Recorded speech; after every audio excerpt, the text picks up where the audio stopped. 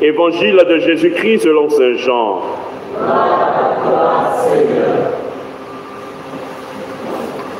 En ce temps-là, les yeux levés au ciel, Jésus priait ainsi.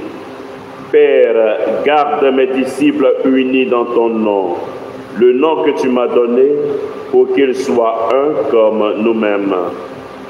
Quand j'étais avec eux, je les gardais unis dans ton nom, le nom que tu m'as donné. J'ai veillé sur eux et aucun ne s'est perdu, sauf celui qui s'en va à sa perte, de sorte que l'écriture soit accomplie. Et maintenant que je viens à toi, je parle ainsi dans le monde, pour qu'ils aient en eux ma joie et qu'ils en soient comblés. Moi je leur ai donné ta parole, et le monde les a pris en haine, parce qu'ils n'appartiennent pas au monde, de même que moi je n'appartiens pas au monde. Je ne prie pas pour que tu les retires du monde, mais pour que tu les gardes du mauvais.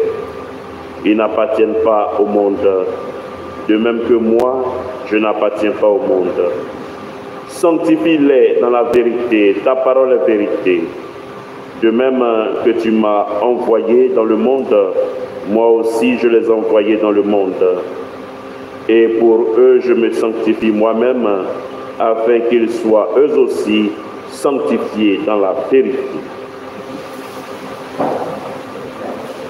Acclamons la parole de Dieu. Louange à toi, Seigneur Jésus.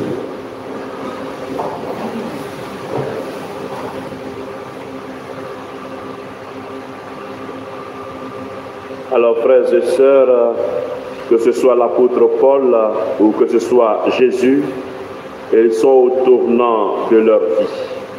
Ce sont les derniers instants de leur vie et ils émettent des paroles fortes.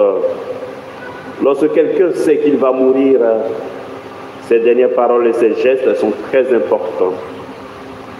Paul a prié avec ses compagnons et dans la page de l'Évangile, nous voyons Jésus qui prie pour la sanctification des enfants de Dieu. J'aimerais vous demander quelque chose de particulier. La devise de notre évêque est tirée justement de cette grande prière de Jésus. Sanctifie-les dans la vérité. Et je voudrais aujourd'hui que vous puissiez prier pour notre Père évêque, Monseigneur Raymond Awa, car c'est de là qu'est tiré tout son ministère sur lequel il exerce son épiscopat, sanctifié dans la vérité. Avant donc de rejoindre son Père, Jésus prie. Mais il prie en promettant également d'envoyer l'Esprit Saint sur ses apôtres. Et c'est cet Esprit qui va faire vivre ses disciples dans une relation entre le ciel et la terre, et tout cela uni en Jésus.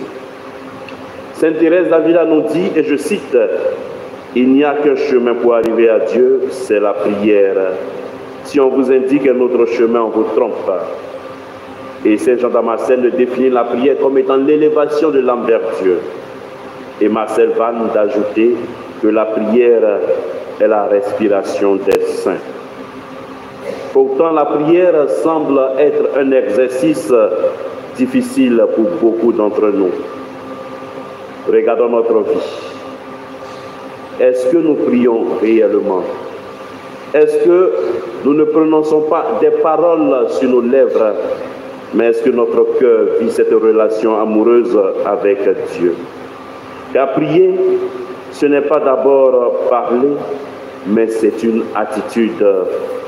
Il s'agit de l'expression amoureuse du cœur.